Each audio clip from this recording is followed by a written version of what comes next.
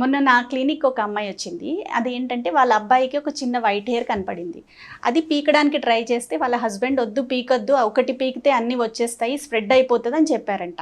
So అదొక పెద్ద అపోహ. ఈ మధ్య కాలంలో అందరూ అలా అనుకుంటున్నారు. అయితే వైట్ హెయిర్‌కి చాలా వేరే రీజన్స్ ఉంటాయి. దాన్ని ఒకటి పీకడం వల్ల ఇంకా చాలా వచ్చేస్తాయి అనేది చాలా పెద్ద అపోహ. సో వైట్ హెయిర్ వచ్చిందంటే, తెల్ల జుట్టు తొందరగా వచ్చిందనుకోండి, దానికి న్యూట్రిషనల్ రీజన్స్ ఉంటాయి. లేకపోతే హార్మోనల్ అంటే థైరాయిడ్ ఉందనుకోండి, లేకపోతే జెనెటిక్స్‌లోనే తొందరగా గ్రేయింగ్ ఉందనుకోండి, ఎర్లీ గ్రేయింగ్ మనకి తొందరగా వచ్చేస్తదనమాట. దాంతోపాటు మనం ఈ మధ్య యూజ్ చేసే ఆల్కలీ షాంపూస్, స్ట్రాంగ్ షాంపూస్ వల్ల కూడా వైట్ హెయిర్ వచ్చే ఛాన్సెస్ ఉంటాయన్నమాట. సో వైట్ హెయిర్ ఒకవేళ చిన్నపిల్లలో కనపడిందనుకోండి, తొందరగా మీరు వెళ్ళి డర్మటాలజిస్ట్‌ని కన్సల్ట్ అయ్యి కావాల్సిన న్యూట్రిషనల్ టెస్ట్ చేయించారనుకోండి.